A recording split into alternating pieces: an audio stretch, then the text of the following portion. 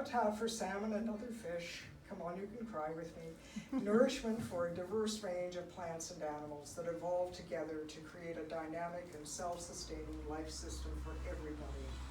It's now common knowledge that the Lekwungen people, the Esquimalt and Songhees, helped to co-create this abundance through their stewardship of the land. And they lived according to an ethos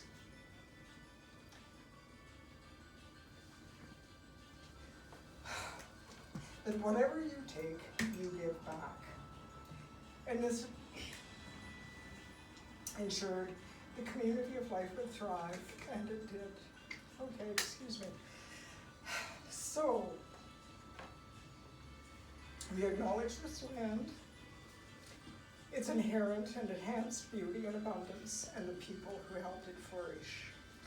And we acknowledge that for us, living on this land and having taken more than we gave back, have done harm. And knowing this, we now know what we need to change if we want to flourish again. So we acknowledge also the person who built this property in the 1950s and had the vision to offer this place to the Kiwanis Foundation to transition into a housing cooperative in 1981. That is a huge gift to each of us that we receive daily. Finally, we're grateful for past and current members who have given thought, heart, inspiration, and muscle to creating beauty on these grounds. To name a few would be to miss many. They've established and maintained the grounds over the years for the benefit of us all. We have much to learn from their experience, and we're looking forward to learning more. So why are we gathered, and who are we, the S.E.E.D Committee? Well, in 2016, the United Nations declared a global climate emergency. 3 years later, the House of Commons declared a climate emergency in Canada. That same year, the C.R.D followed suit, as did the District of Oak Bay. Parallel to the declarations of a climate emergency, but less talked about, was the biodiversity crisis. This was first tracked in the 60s, but it wasn't until recently that it has demanded the attention that as much as it needs. In 2020, our co-op participated in a Cool Kit program. Chris was instrumental in that. And that was an Oak Bay Climate Initiative, district initiative that arose from the emergency declaration. Its ultimate goal was, through citizen action, to reduce carbon footprints and help create climate-proof resilient neighborhoods. Planting resilient urban forests was a key strategy in this. But nothing came out of this, that engagement for us in the co-op, and that's largely because co-op members weren't engaged in the project right from the start. Understandably, that led to misunderstandings and some antipathy. Meanwhile, the climate and biodiversity crisis has only intensified, and we remain vulnerable to their impacts. Conversation around these concerns continued between some members, the upshot of which was that 5 of us decided to form a committee and explore how our co-op could build resiliency and mitigate against the worst impacts of climate change and biodiversity loss for ourselves and for the land. That became the S.E.E.D Committee, and you have now met us. And our first intention is to do just that, plant seeds here and see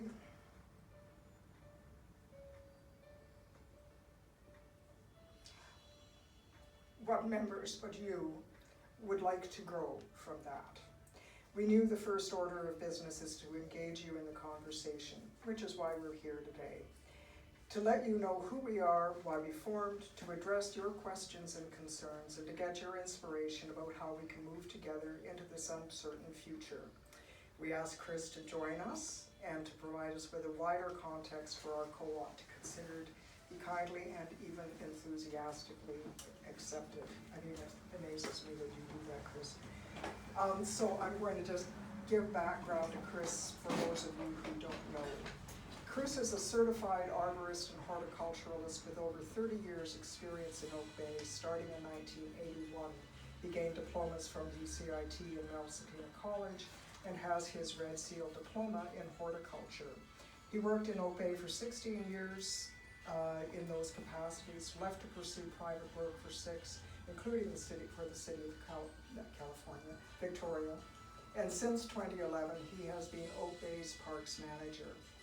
Although the list of projects he has undertaken is very long, I read in an interview that his proudest moments are the successes they've had with environmental restoration. Chris partnered with the Cool Kit program and continues to champion the spirit of that today. That program ended this year. Ah, lovely, Margaret, wonderful to see you. I'm so glad you're here. Have a seat here, Margaret, that's really Thank you. Thank you. So I'm just introducing Chris, Margaret, and he's going to be speaking next, so you haven't missed anything. So he's going, together, so let's see.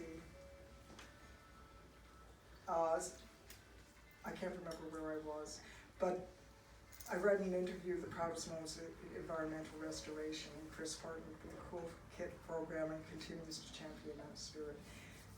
That ended this year on the strength of the relationships and practices built through it, and together with his ongoing passion for helping our environment regenerate through community participation, he's continued to engage citizens, help our district meet the challenges ahead together. So, I would like to introduce Chris. Yay, Chris! Hi, everyone. And we'll just keep it casual. I'll just sit down. But I did bring you some seeds from Satin Flower Nursery that you can broadcast this spring. So a lovely native plant pollinator mix. So Where would you pop those up. recommend we spread those? We can talk about that later. Yeah, really, where the soil is healthy, which we'll also talk about too. Anywhere. Okay. Yeah, and thanks for that introduction, Pamela. It brings one thing to my mind, and I think it was David Douglas or George Vancouver, one of the colonialists, but putting that aside. But when he arrived here, he looked from Ogden Point to Oak Bay, and he said that he could hardly believe that this area was not cleared by art. That was the words he used in his journal, because he looked at just the vast expanse of meadow and Gary Oak and the abundance that the land brought to First Nations with Bowker Creek and Camas, and they were so self-sustaining. But that's how he referred to it, as he could hardly believe that the land was not cleared by art, which was, I think, quite incredible, really. So Oak Bay is incredibly unique. We really have the best of I think, what's in the Capital Regional District as far as environment goes. Pamela's right, the district did proclaim a climate emergency in 2018, as the CRD did. And that really requires us to reduce our carbon footprint, or the GHG emissions, by about 61% by, I think it's 2035. We have a long, long way to go, for sure.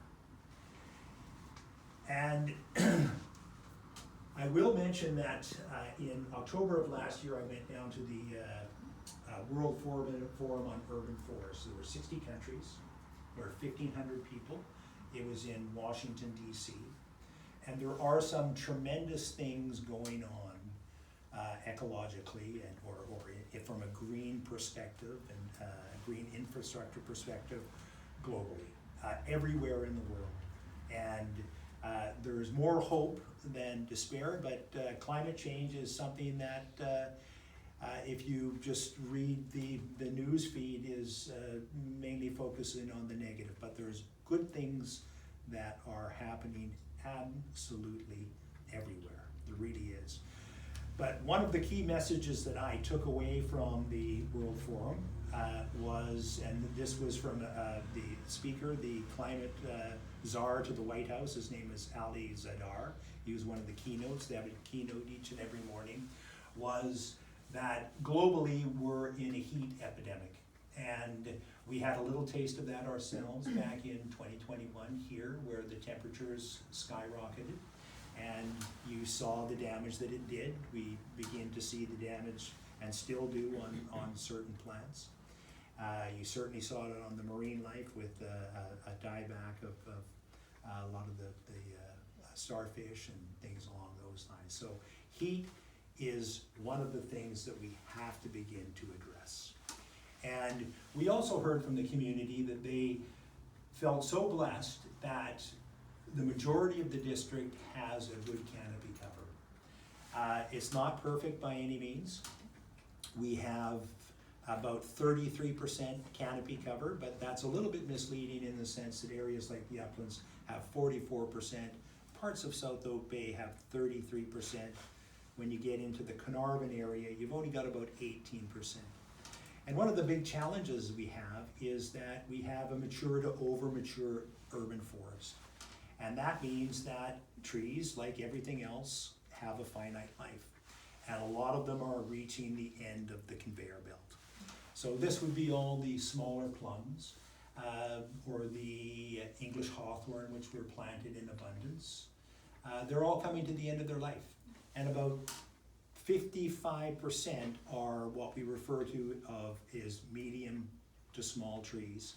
About 45% are large trees like Gary oak and some of the oak varieties and maples and things like that that are planted throughout the district, linden trees and things like that. So we have a little bit of a dilemma that we have to work towards urban forest renewal, because the benefits that the urban forests give us are absolutely tremendous, and cooling is just one of them.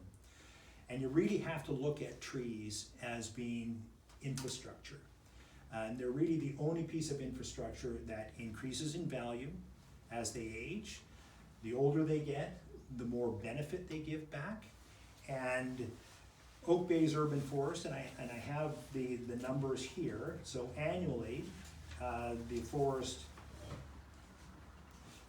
sequesters about 3,270 tons of carbon annually. And it has about, it's stored in its wood almost 100,000 tons of carbon that is stored in the urban forest. So that's just some of the work that the urban forest is giving us. And this kind of ties into the Cool Kit, and what the Cool Kit is just, it's a community initiative that was designed by the UBC School of Urban Forests, and that is specifically, it's referred to as the Collaborative Advanced Landscape Planning. And it's to engage people to begin to think about these things, about the urban forest. And when I talk about the urban forest or mention the urban forest, it's not just trees. It's absolutely everything. It's the trees, it's the understory, it's the plants that you may want to plant. That's not my phone, is it? No, it's mine. Okay. It's the understory plants, it's the annuals, it's the perennials, but more importantly, it's the soil. Equally as important is the soil is absolutely everything. So we worked through the Cool Kid exercise, and from the people that I like to refer to as climate champions, Pamela and Maureen were certainly involved. There were 5 what we referred to as big moves that the community could do. And those moves were, number 1 was healthy ecosystems and resilient green infrastructure. And that is something that I think most people find interesting, and it's something that you can do. Even the smallest little thing that you want to do makes a difference. And I often think that if everybody did a little something like people are doing in the Cool Kit globally, what a difference it would make in regards to climate and carbon sequestration, etc. The second was energy efficient, low carbon homes and healthy homes. Lots of grants out there that are available. And this would be heat pumps, windows, things along those lines. Little things to reduce your carbon footprint. Low carbon healthy transportation was another one. Walk, catch the bus, ride the bike. Healthy sustainable gardening and local food. You're talking about that within the group through S.E.E.D. That is just great. and sustainable lifestyle choices. And I think all of those things are pretty achievable when you begin to kind of focus on how you live and what you want to plant. So, all pretty cool stuff. So another thing that I want to talk about is just the changing climate. And one of the things that we're seeing, and this goes right across the board from trees to anything else that you want to grow, is drought. And I know that even though we had rain last night, it made no difference whatsoever. The soils are incredibly dry right now. And we're finding that trees that we've planted, even trees that have drought tolerance, are beginning to struggle even after 5 years. And of particular importance, what I saw when we had that heat dome was Gary oaks in particular that grew on shallow soil profiles. Come this time of year, they said, we're out.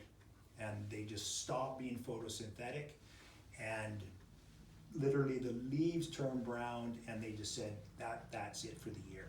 And the one thing that you have to remember is that drought is a cumulative thing, and this is one of the things that we're struggling with. So each year it takes a little bit of a toll on so many trees and other plants too.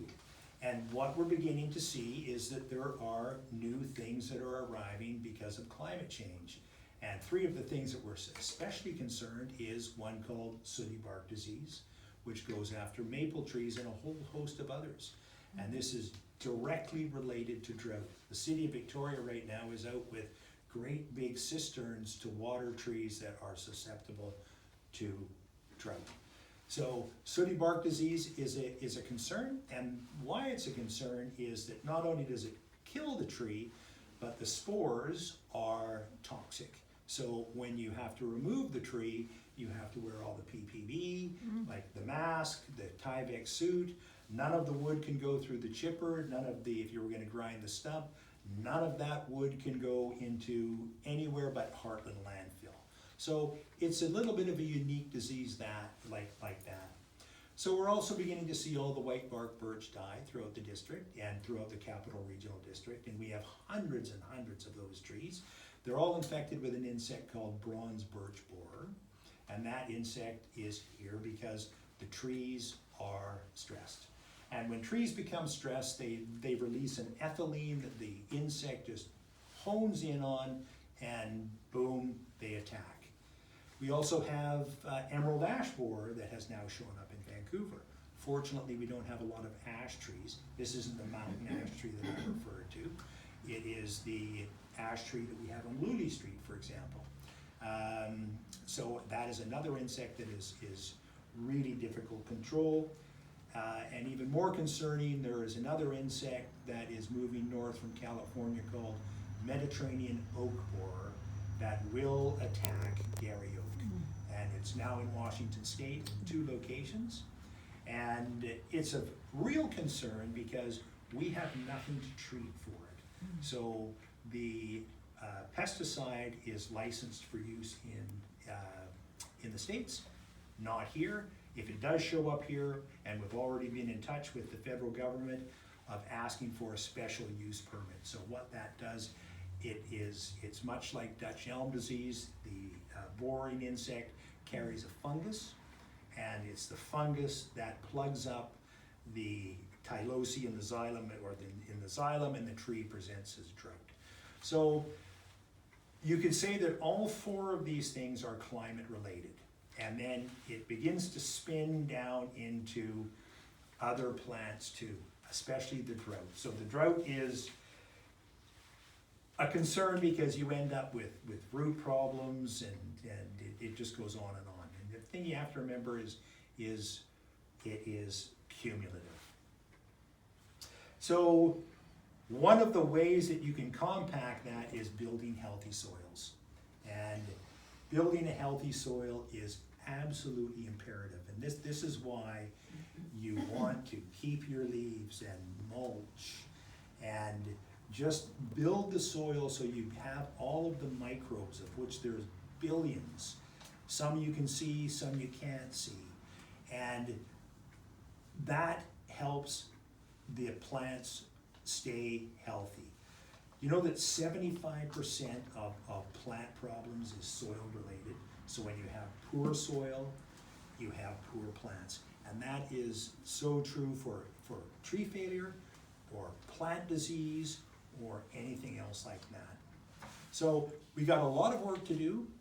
The climate is changing, and we really need to kind of get on board and begin to kind of focus on what is best with the way that we live our lives and the way that we garden and things along those lines. So enough doom and gloom. There's a lot good happening in Oak Bay. So Oak Bay have just been recognized to have 5 key biodiversity areas. And there's only 9 in the Capital District, and 5 of these are in Oak Bay. And that is really, really cool. And I'll just read what that is. So they use a standard, and it uses a set of globally agreed upon criteria that identifies geographic areas critical to the maintenance of biodiversity at a global scale.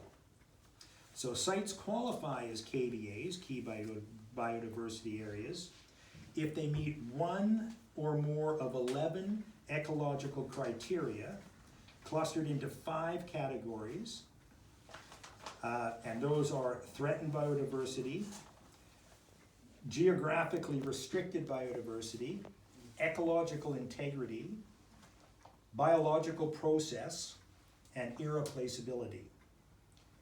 And the KBA criteria can be applied to species and ecosystems in terrestrial, inland water, and marine environments. So the ones that we have are Mary Todd Island, and we're very fortunate, that's the first one, we're very fortunate that because we have so many rare and endangered plants that are part of the Garry Oak ecosystem that supports over 4,000 insects and you name it, it's there. Over 4,000 living insects, vertebrae, pollinators, bees. We get money from the federal government. So we got a whole bunch of money 2 years ago to top up what they usually give us. And Wiley Thomas, who really is our conservation biologist, decided to go out to Mary Todd or Coachella Island and begin to restore that island by removing invasive species. And we took just a tremendous volume of plants, invasive plants off that island. And what was amazing was what we found growing there. All kinds of rare and endangered plants. And I brought along Wiley's presentation, and it mainly pertains to Uplands Park, but I'm going to leave it for you, and he's totally fine with that. And it just talks about all of the, I think I brought it. Let's see. Here we are. Uplands Park, protecting the best of last. Protecting the best of the last. And what was found out at Mary Todd Island was phenomenal in regards to rare and endangered plants. And some of these plants grow there and really nowhere else in the world. For example, Uplands Park has 66% of the world's population of water plantain buttercup. Matt Fairbarns, who works out on Trial Island, and he's another restoration biologist, and Griffin Island, he's in the process of identifying a type of plant. It's in the Victoria owl clover family, but it may be a species of that plant or a variety of that plant that is unique to there and nowhere else in the world. And he's working with a geneticist in California right now just to key that out. So a lot of really cool things are happening in our native area parks. And it's so impressive because these are the plants that support our ecosystem, and our ecosystem is what really supports us. So I'll leave you that, so you can have a look at it, and it's got, you know, a lovely pictorial of all of the various plants that grow there that are red listed. and ones that have been, some couple in there that have gone extinct too, so that we want to bring back. So Mary Todd Island is one, and it's an easy paddle over. You can go and explore.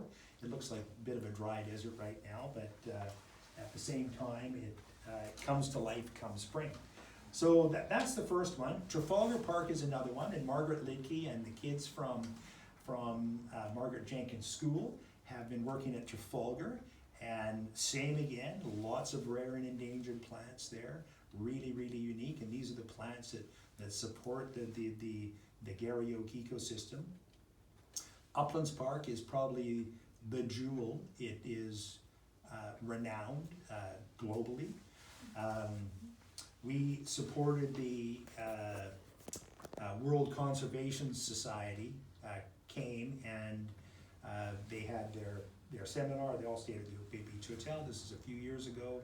Florence Dick spoke to them, and they toured Uplands Park, and they were just gobsmacked by what was there when they were making comparisons to other areas in the world, like how unique Uplands is, just right in our own backyard. Gonzales Point is the other one down by the golf course, and then Harding Point, which is down by the Chinese cemetery.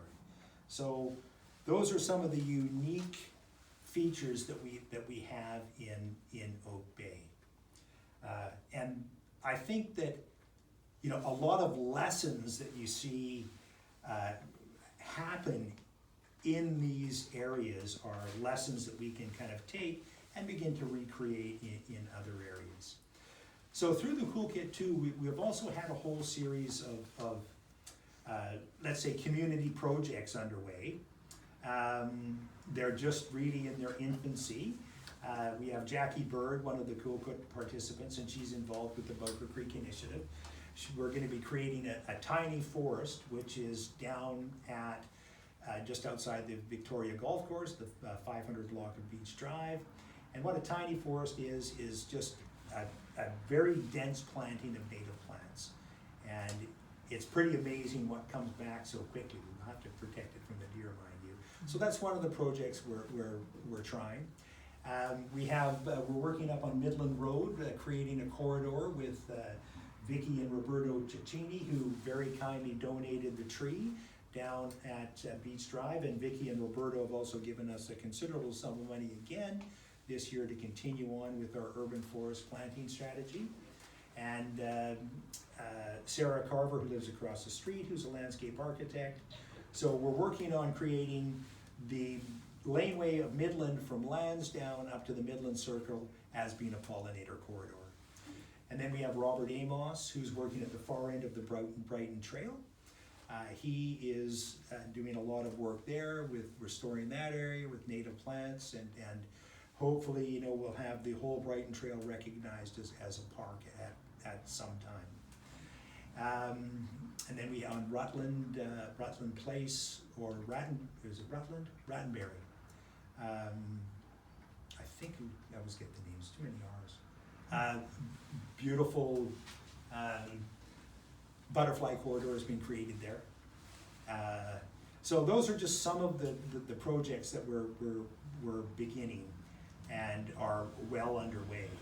And then we also have the free tree program, because one of the challenges that we have is in our urban forest strategy, it's identified that we need to have 40% canopy cover by 2045. So that's the objective.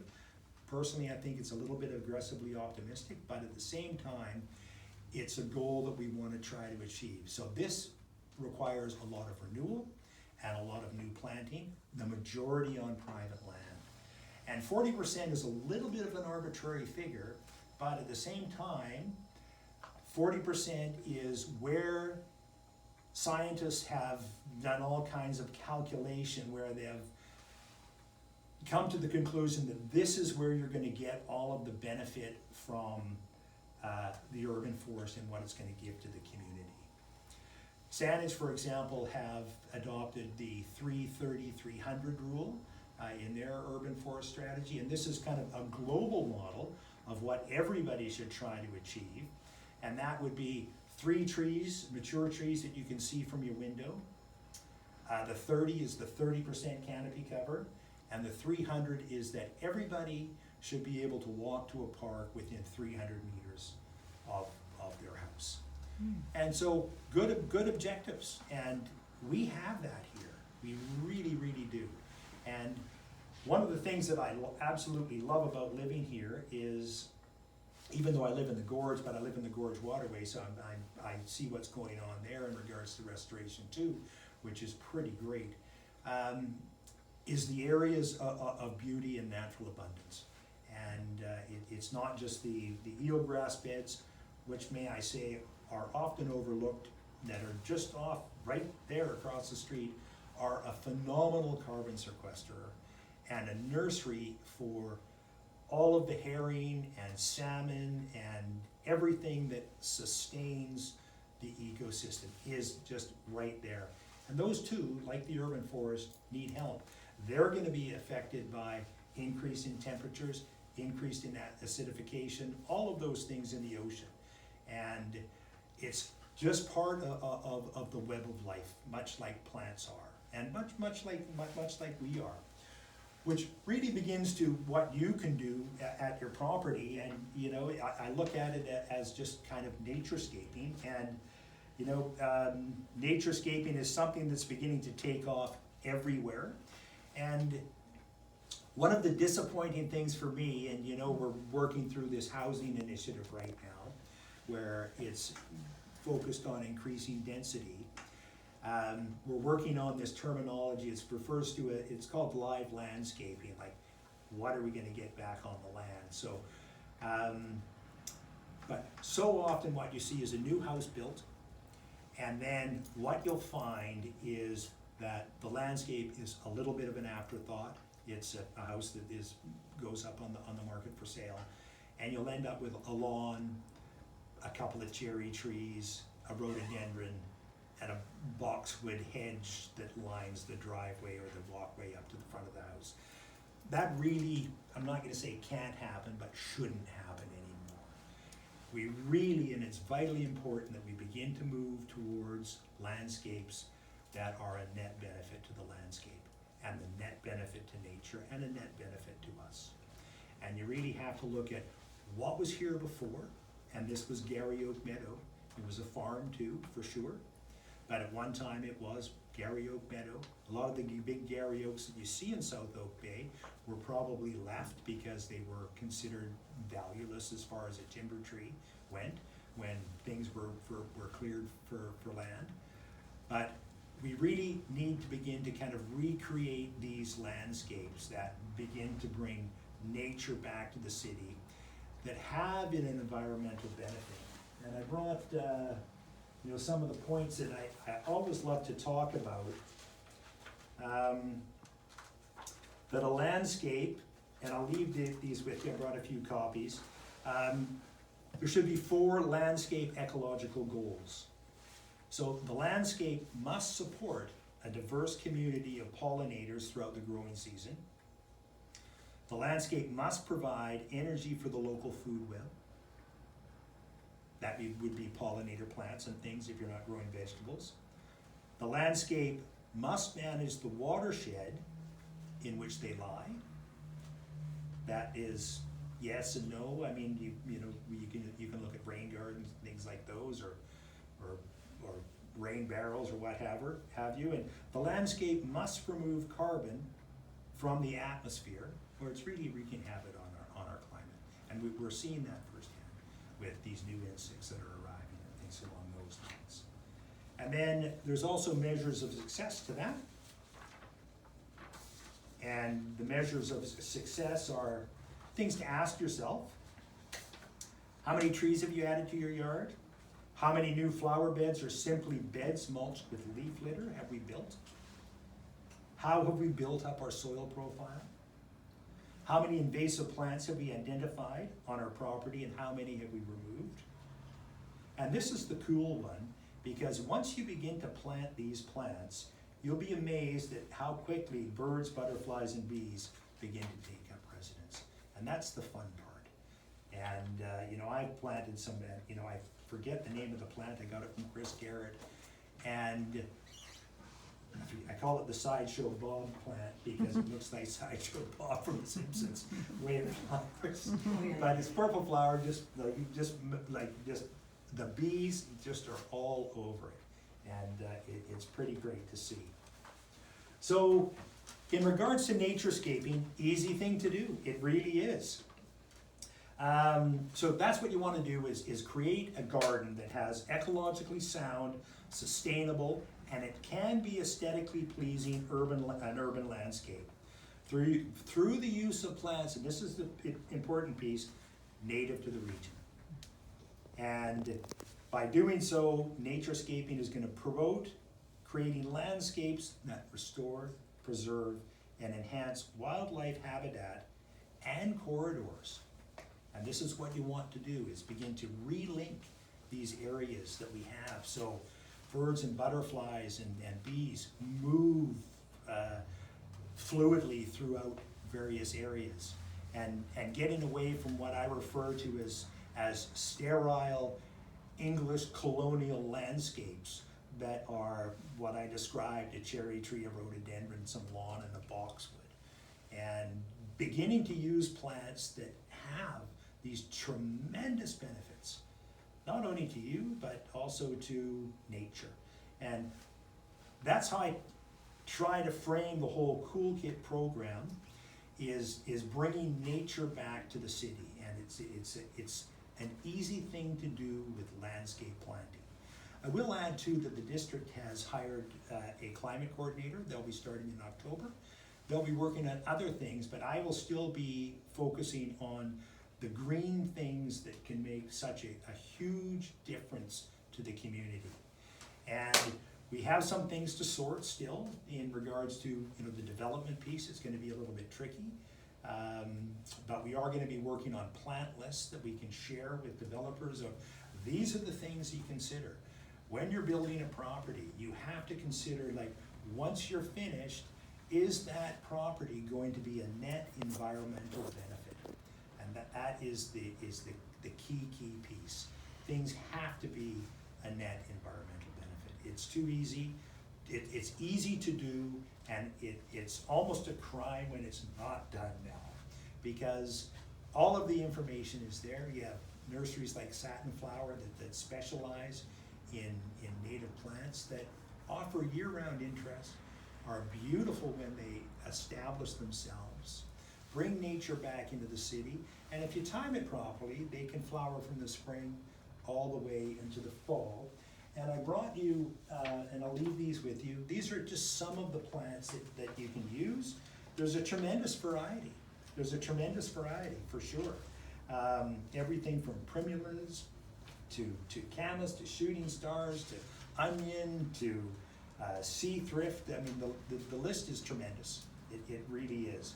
And that's where people really need to begin to think, is along those lines, and look at their lifestyle. How can they help and begin to plant these plants and trees that are self-sustaining? Because we're blessed here in the sense that we have this great air conditioner, which is the Pacific Ocean, the Sailor Sea. And we had a little taste of a heat dome, but in all honesty, places on the planet are becoming uninhabitable. And we'll probably be the last to feel those effects, but all of our actions that we do now are help things globally. They really do, regardless of how small they are. Even going and buying a few plants for the front of the property and beginning to kind of maybe extend the native plants out in the front and such makes just a tremendous difference. Really does. So that's really about all I have to say, other than don't forget the waterfront. The waterfront, gosh, I was talking to Jacques Chirac, who's very involved in what's going on down there, and the migratory bird sanctuary, which I'll mention. Over 285 birds, different species of birds have been identified in Uplands Park. We have another birding enthusiast Joffrey Newell, but Jacques is out with Joffrey on a regular basis, bird counting and such. And we have the big killer whales that are out off the coast going everywhere. And I said, why are they hanging out so much here, Jacques? And he goes, oh, he said, you should see all the baby seals out on the islands. He says, they're just candy for those killer whales. He says, they just love them. So, There were 3 in the bay this week. I heard that, yeah. Followed by the whales. Yeah. And then, you've got the eelgrass beds down there, and you've got Sea Change Society that is working. You've got the Bowker Creek Initiative that is working on things. The profile of the Bowker Creek estuary has been raised. We've got the Fenwick Lansdowne storyboard down there. And there's so many great stories that we need to tell, and there's so many great things that are really simple to get involved with. And one of them is beginning to recreate landscape that has been here for millennium. And it's all part of the Gary Oak ecosystem.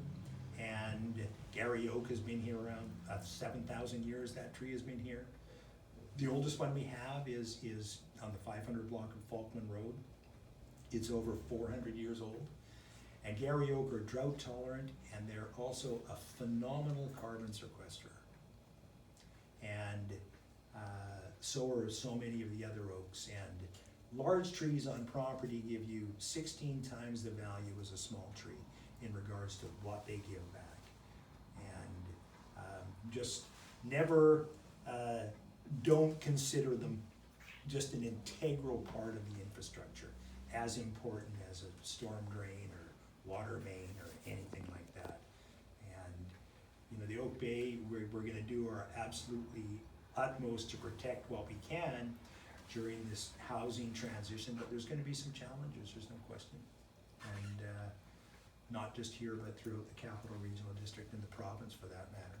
Yeah, where trees will be captured inside building footprints and we won't be able to save. So it's another reason that little things that people do now are even more important. So that's about all I have to say, and I'll certainly try to answer any questions that you may have. Fantastic, Thanks, thank you Chris. so much.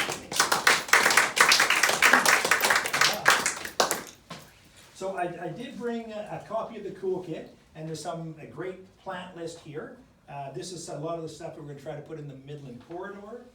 And I brought Wiley's presentation that he's more than happy for you to have a look at. And that's just what goes on in Uplands Park. And there's one interesting slide. I don't know how many of you are familiar with iNaturalist, where you can, check out and look at things. But there's a map of all the iNaturalist hits just in Uplands Park. So that's really a reflection of the interest that is going on with the public in that park. And but yeah, so interesting little thing. And then measures of success, I'll leave that with you too, and certainly plan to pop those in somewhere. Yeah. Thank you so much. Any questions? Did you say on Falkland, the Gary Oak there was 400 years? Yes. 500 years old, we said. It's close, yeah, so we know it's between 400 and 500 for sure. Excuse me, because we used a tool called a resistograph, which essentially it's a tool that measures wood resistance, but it counts each increment. And the area that we took it was over 400. But I'll give you another example of trees and stress, etc. Chris Paul, who's the municipal arborist, we just had to remove another oak down at Beach Drive.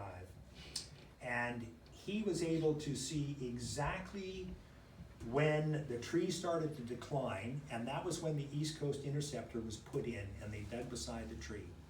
And from that year forward, the growth increments from that turned tiny, and it was about 20 or I forget exactly when it went in, but he correlated it right to the root damage, and the tree managed to live for about another 20, 30 years, and then it just kind of gave up the ghost. Chris, what And- was the East Coast Intercept, what is that? That was the sewer, the big sewer main. Oh. Yeah, Okay. it came down Willows Beach and then it goes down Beach Drive. I think they're doing some work on it right now. Yeah. Yeah. I think Dave had his Do you hand have Oh, a yeah. question, yeah? Yeah, you talked about the value of soil, Chris. Yes. How do you go about finding out what it is you're living with, working with? Yeah, well, fortunately, from my experience, the oak-based soils are pretty good. And to way to definitively know, you'd wanna do a soil test. And there are companies that do that. And they'll give you a relatively basic readout of the nitrogen, the phosphorus, potassium, all the micro elements that are there. But most soil here are good. And I used to work for a company that had done thousands of soil tests throughout the Capital Regional District. And there's never a need for any phosphorus in any of our soils. The only reason phosphorus gets tied up is because if your pH is out of whack. And so all of these fertilizers that you see that have 10, 16, 8 are really rubbish. And it's just the natural ingredients that you want to continue to add, like the leaf litter, like the mulch. And why that's so important is because so much of this winter debris that you have captured in your beds support all of the bees that overwinter, and there's so many other little insects and such that live there. So when you see these leaf blowers blowing everything out of the garden bed, they're doing far more damage than good. Not only do they take away all the goodness, which we do too with our leaf pickup program, but that's because if we didn't do that, your storm drains would flood. So you just want to keep building that soil, and it's a cumulative thing, and you want it to be as organic as possible. And once you get to that good balance, I mean, anything will grow there. Yeah. Oh, Janice? I wanted to talk to you about the natural grasses and the natural sort of plants that we can grow that the deer don't like. Right. Because we do have families that come every night, Yeah. every morning and every night, and to if what's the percentage of the natural plants that we can grow that the deer won't like? You're probably going to have to protect a lot, much like you've protected the hydrangea and such Yeah. outside. Yeah. Even with stuff that's on the deer list, and if you go to Satin Flower, they'll have a whole list of native plants that Yeah. the deer are supposedly won't eat, Yeah. but they do. Oh, well, they eat the Yeah. marigolds and they're not supposed to eat marigolds. Yeah. Well, it's the babies that do it. Yeah. Yeah. Deer are a huge challenge, and this is just my opinion, but I don't think that the program for sterilizing the female deer worked very well, because I think we should just knacker the males. yeah, the ones that have the jewelry on Yeah. that were supposedly inoculated Oh, or yeah. sterilized, they're Yeah, Got going twins. around. Twins Got and three twins, fawns, yeah. Yeah. So I think the population's increased. Deer are a challenge. yeah. They're a massive challenge, yeah. Yeah, I'm just wondering if, affordable housing is another thing that's very close to my heart as well, so I'm pro-density, but on the other part of it is there some way that we could help council, or is there a way that council could insist that the developers, as an amenity, provide the kind of plantings that are necessary to keep regenerating? Really good question. It's a question that we're working on right now. I don't know, and this is me speaking off the top of my head a little bit, that we would have jurisdiction over the landscape as we would in regards to electrical guidelines or anything like that. But it's a conversation that needs to continue. Yeah, because can't council ask for any amenity they want, really, if it means, I remember when, before secondary suites were considered, and then people just pushed for secondary suites until they became an amenity that they Yeah. had to include a certain percentage of the development that they built. And so I'm just wondering if, is there still some sort of mechanism that we can use the same way to create the natural environment that we need? Yeah, I would like to think so, but I don't know Yeah. if we're there yet. Yeah. So in the housing initiative, there is something that's referred to as live landscaping, but that terminology is pretty broad. So what we're thinking of doing is putting together a list of plants like here and other native shrubs that would be a suggestion at this time. Yeah, But it's a conversation that needs to continue, yeah, big time. yeah. Yeah, is it a matter of just, do you think it's just a matter of community, pushing for this kind of thing? Is it? I would, sure, yeah, suggest. Yeah, yeah, Write to because council otherwise, how do you? And say, how do you- listen, don't say Chris suggested it. Say, Chris listen, told me to tell you. yeah, have you thought about this? And council have heard it. Mm-hmm. And it's just a question of, can you really do it? Yeah, Yeah. yeah, okay, And thank you. there is a strong push on introducing biodiversity into the housing density initiative.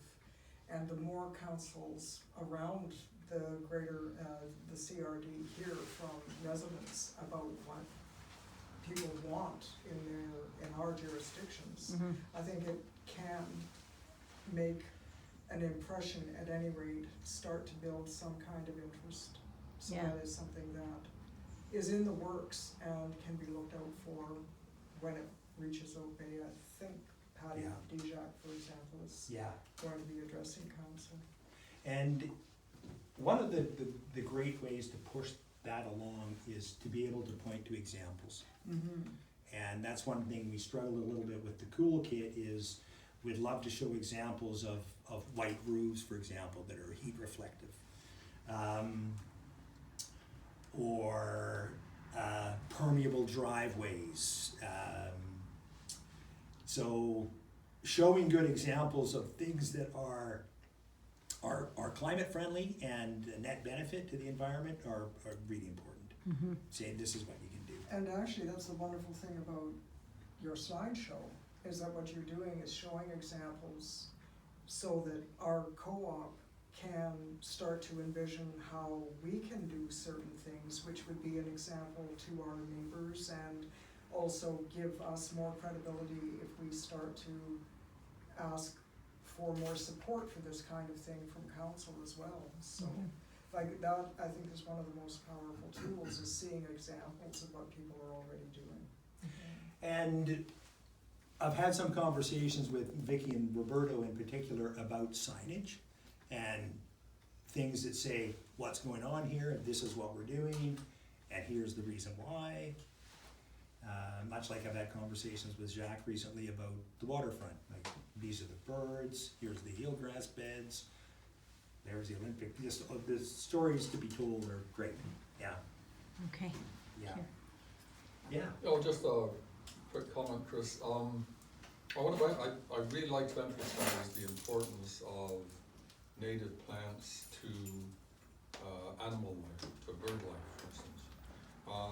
And my understanding is that because native plants co-evolve over a long period of time with certain types of insects and whatnot, that they're able to sequester more in the way of caterpillars, the food that they need to feed their nestlings, and by incorporating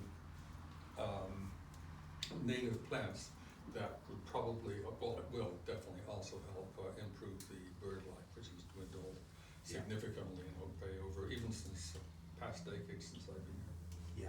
Yeah, and you certainly know more than me about that one, but yeah, it's very important. Yeah, yeah. And yeah, we struggle a little bit with trees on that end of things in regards to encouraging people to plant carry oak, for example. They're just, we have a difficult time persuading people to have that tree on their property for. my favorite takeaway is trees are infrastructure. I love that. That is so important for people to understand. Yeah. Like the benefits are, like here's an example. So they're just twinning the sewer project in the uplands, right? And so everything, stormwater and sewer used to flow through one pipe that was this big. And you'd have a rain event and they would open up the outflow and you'd have raw sewage pouring in at Cadbury Bay and a few other areas along the waterfront.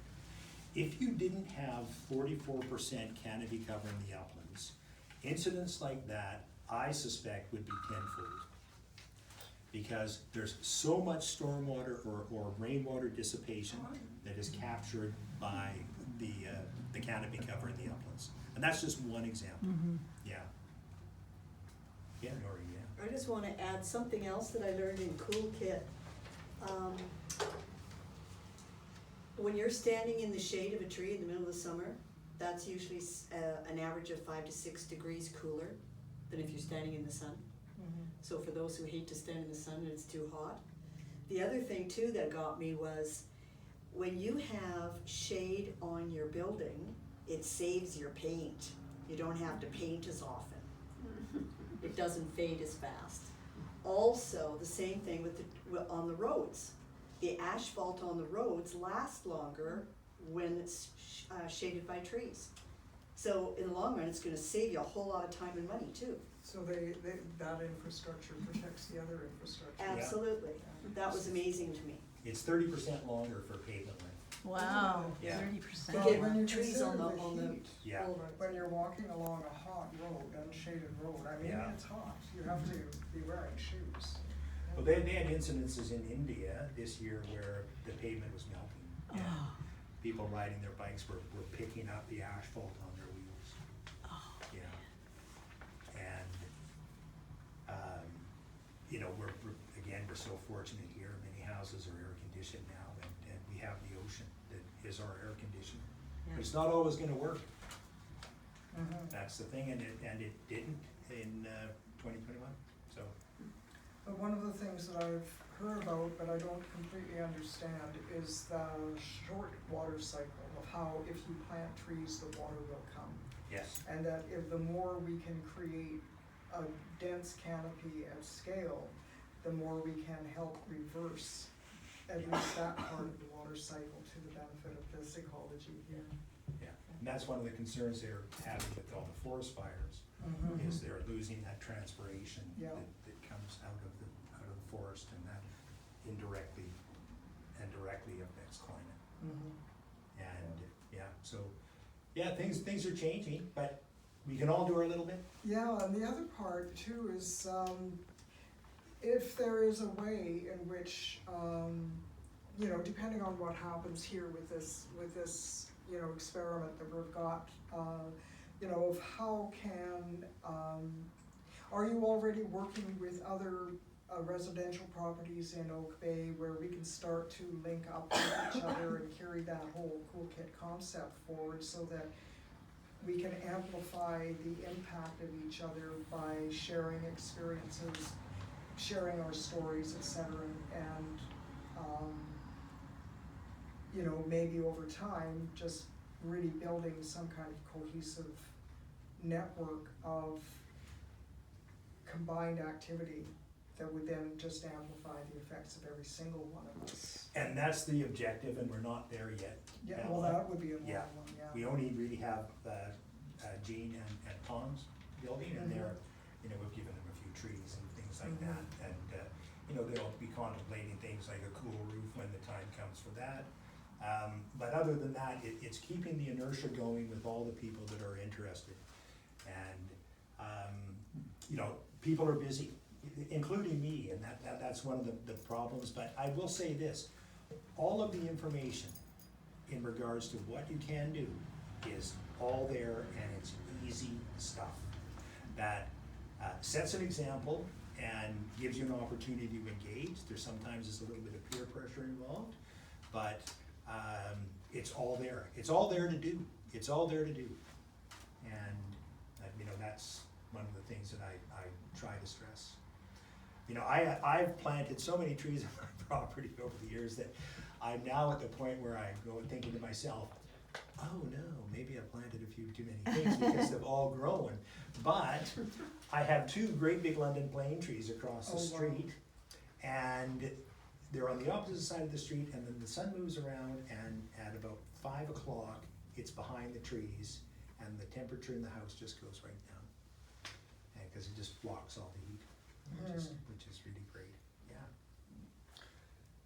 I volunteer in a garden on Pembroke, and it's permaculture, Yeah, and I'm just thinking, how many stuff, and he says he's got 21 stone fruit trees, and he's got all this and all of that. Is any of that native? no, but it supports the local food web, so, and it supports pollinators. Yeah. So, there are some native apples and such, but they're not ones that you'd want to, I wouldn't say that you wouldn't want to plant, but there's tastier ones out there than the ones that are native, for example.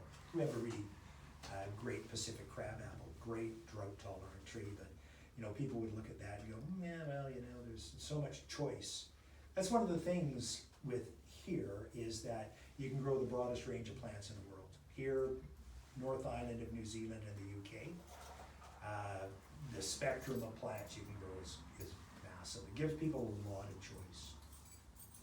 And, but any of the fruit trees that are growing, that's great, yeah. Oak Bay isn't going to put in a bunch of fruit trees. No, because we run into problems with wasps on the sidewalk. That I'm just telling you the complaints we get. All right. Because we have a quince tree down on Dunlevy, and we have to encourage people to go and pick them because they drop onto the sidewalk, and then the bees arrive, and then people start complaining. So with every good action, there's sometimes a reaction. Yeah, but if we had space where we could make a food forest, we'd love to do that.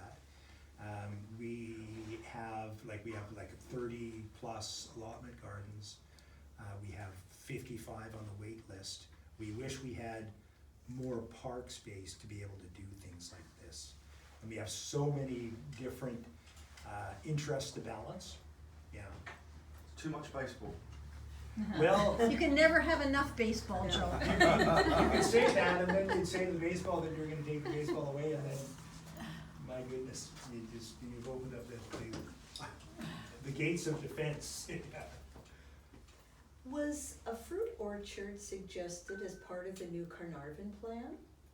It wasn't, but in the Carnarvon plan, we strongly suggested that the landscape itself has to be a net benefit to the Yeah. environment. That'd be perfect, given that that's coming up Yeah. now. Yeah. And it may include that. I haven't seen the list of plants that they have selected. That's probably a year or two out, but that was definitely included in the recommendations. Yeah. I'm just aware that Chris has been here for an hour and perhaps would like to carry on with your Sunday and Sure. any Well, you know, final- But on all these exciting inspirations, so we could get people to write their ideas down and stick them on the board. Yeah, like we're not going to disband right yet.